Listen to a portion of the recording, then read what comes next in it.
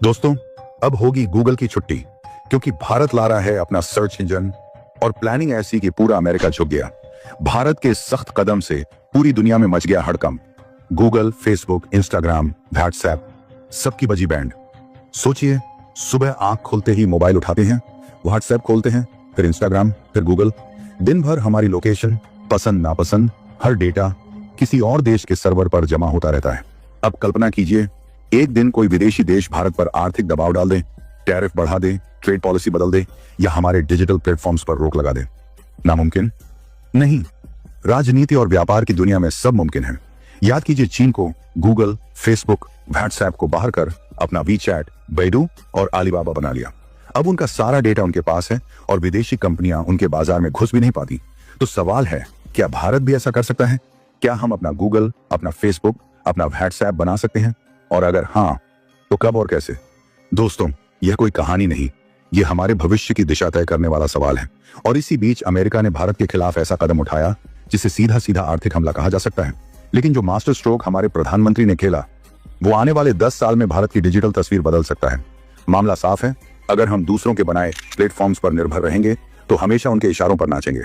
लेकिन अगर हमने अपनी टेक्नोलॉजी अपनाई तो कोई ताकत हमें रोक नहीं पाएगी। यही है स्वदेशी 2.0, एक ऐसा डिजिटल आंदोलन जो आने वाले वक्त में भारत को नई ऊंचाई पर ले जा सकता है। अगर आप सच में चाहते हैं कि भारत टेक और इंडस्ट्री में आत्मनिर्भर बने, तो इस वीडियो को लाइक करें और चैनल को सब्सक्राइब जरूर करें। सोचिए, अगर कल सुबह आप व्हाट्सएप की जगह एक इंडियन चैटिंग ऐप खोलें, गूगल की जगह भारतीय सर्च इंजन इस्तेमाल करें और फेसबुक की जगह भारत का अपना सोशल नेटवर्क चलाएं, तो बदलेगा सिर्फ ऐप नहीं, बदलेगा पूरा खेल। पर इस खेल की शुरुआत कैसे हुई? कैसे अमेरिका का एक फैसला भारत के लिए चेतावनी बन गया? और कैसे इस चेतावनी ने देश में आत्मनिर्भरता की लहर छेड़ दी? यही है असली कहानी। कुछ हफ्ते पहले दुनिया के सबसे ताकतवर राष्ट्रपति ने घोषणा की, भारत से आने वाले प्रोडक्ट्स पर भारी भरकम टैरिफ लगेगा और अगर हमने उनकी शर्तें नहीं मानी तो और सख्त कदम उठाए जाएंगे। दोस्तों, यह सिर्फ व्यापार की लड़ाई नहीं, यह पावर प्ले है। यह दिखाता है कि अगर हम किसी और पर ज्यादा निर्भर हैं तो वह अपने फायदे के लिए कभी भी नियम बदल सकता है। लेकिन असली मोड़ आया जब हमारे प्रधानमंत्री ने साफ कहा, भारत अब सिर्फ खरीदार नहीं, निर्माता भी बनेगा। उन्होंने इसे गोल्डन चांस बताया, अपनी टेक्नोलॉजी बनाने का, लोगों को रोजगार देने का और विदेशी बेड़ियां तोड़ने का। यही है स्वदेशी 2.0, made in India, made for world का मंत्र। अब सवाल यह है, क्या भारत सच में अपना गूगल, अपना व्हाट्सएप, अपना फेसबुक बना सकता है? दोस्तों, यह सिर्फ टेक्नोलॉजी का सवाल नहीं, यह गौरव और स्वाभिमान का सवाल है। दोस्तों, कुछ फैसले ऐसे होते हैं जो सिर्फ कागज पर नहीं बल्कि पूरी अर्थव्यवस्था की नसों में असर डालते हैं। हाल ही में अमेरिका से आया एक ऐसा ही फैसला भारत के लिए नए दौर की शुरुआत बन गया। अचानक खबर आई, भारत से आने वाले कई अहम प्रोडक्ट्स पर 50% का भारी टैरिफ। ये सुनते ही एक्सपोर्ट मार्केट में हलचल मच गई। हमारी टेक्सटाइल इंडस्ट्री, जो सालों से अमेरिका को कपड़े सप्लाई करती थी, देखती है कि अब उनके प्रोडक्ट्स वहां महंगे हो गए। फार्मा सेक्टर, जो दवाइयों में अमेरिका की पहली पसंद था, अब मुकाबले में पिछड़ने लगा। इंजीनियरिंग गुड्स बनाने वाले भी बेचैन, क्योंकि यह टैक्स उनकी डिमांड पर सीधा वार था। लेकिन दोस्तों, यह सिर्फ टैक्स नहीं, यह हमारे एक्सपोर्ट पर लगाया गया ब्रेक था। और यह ब्रेक हमें रोकने के लिए नहीं, हमें जगाने के लिए लगाया गया था। असल खेल पर्दे के पीछे था। अमेरिका लंबे समय से चाहता था कि भारत एक फ्री ट्रेड एग्रीमेंट साइन करे, जिसमें किसानों और छोटे व्यापारियों को मिलने वाली सरकारी मदद खत्म हो।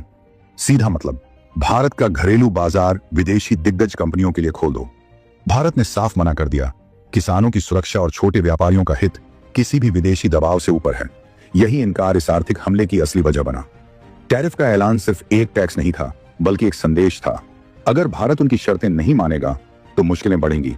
लेकिन शायद उन्हें अंदाजा नहीं था, भारत इस चुनौती को कमजोरी नहीं बल्कि अवसर में बदलेगा।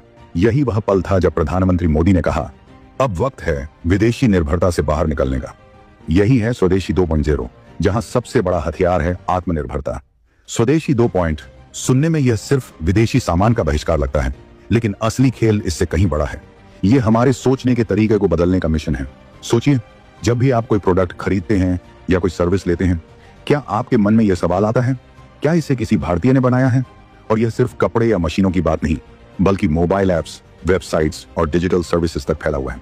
हमारी सबसे बड़ी कमजोरी यही है कि रोजमर्रा जिन डिजिटल प्लेटफॉर्म्स पर हम निर्भर हैं, उनमें से लगभग सभी विदेशी कंपनियों के हैं। सुबह उठते ही व्हाट्सएप, गूगल, इंस्टाग्राम, और इसका मतलब है कि हम हर दिन अपना बहुमूल्य डेटा विदेश भेज रहे हैं। और याद रखिए, आज के समय में डेटा सोने से भी ज्यादा कीमती है। कल्पना कीजिए अगर कल यही कंपनियां हमारे खिलाफ डिजिटल दबाव बनाने लगे, डेटा तक पहुंच रोकना, कंटेंट को सेंसर करना या नियम बदलकर हमें नुकसान पहुंचाना, यह सब संभव है। यही वजह है कि अब वक्त आ गया है कि भारत अपने खुद के डिजिटल प्लेटफॉर्म खड़ा करे। इस सोच का सबसे बड़ा और चमकता उदाहरण है यूपीआई। जब लॉन्च हुआ तो किसी को भरोसा नहीं था कि यह वीजा और मास्टरकार्ड जैसी दिग्गज कंपनियों को चुनौती देगा, लेकिन कुछ ही सालों में यूपीआई ने भारत के डिजिटल पेमेंट सिस्टम को बदल दिया और दुनिया को स्टैंडर्ड दिया। यह साबित करता है कि अगर हम अपनी जरूरतों के हिसाब से तकनीक बनाएं तो वह अंतरराष्ट्रीय स्तर पर भी जीत सकती है। अब यही सोच हमें सर्च इंजन, सोशल मीडिया और मैसेजिंग एप्स पर लागू करनी है। इसके लिए 3 मजबूत स्तंभ चाहिए। पहला, सरकार का ठोस समर्थन। विदेशी कंपनियां भारतीय डेटा को यहीं स्टोर करने पर मजबूर हों और स्टार्टअप्स को फंडिंग रिसर्च के लिए सही माहौल मिले। दूसरा, प्राइवेट सेक्टर और स्टार्टअप्स की असली इनोवेशन। कॉपी पेस्ट से काम नहीं चलेगा। हमें ऐसे प्रोडक्ट चाहिए जो भारतीय यूजर्स की जरूरतों को गहराई से समझे। ऐसा सर्च इंजन जो भारतीय भाषाओं में बेहतर नतीजे दे। ऐसा सोशल मीडिया जो हमारी संस्कृति और समाज की धड़कन को समझे।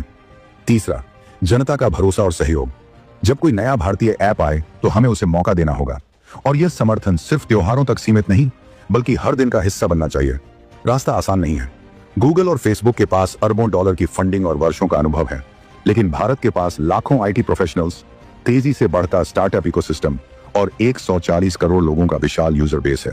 अगर यह ताकतें एकजुट हों तो हमें रोक पाना नामुमकिन होगा। ये सिर्फ तकनीक की लड़ाई नहीं है, ये रोजगार, अर्थव्यवस्था और डिजिटल स्वतंत्रता की जंग है। जब अपने प्लेटफॉर्म बनेंगे तो लाखों लोगों को नए अवसर मिलेंगे, और अगर हमने यह कदम समय पर उठा लिया तो आने वाले सालों में दुनिया सिर्फ गूगल करो नहीं बल्कि भारत सर्च करो भी कहेगी। तो दोस्तों, क्या आप इस डिजिटल क्रांति का हिस्सा बनेंगे? तो इस पर आपकी क्या राय है, कमेंट में जरूर बताएं। वीडियो पसंद आई हो तो लाइक करें और चैनल को सब्सक्राइब जरूर करें। जय हिंद, जय भारत।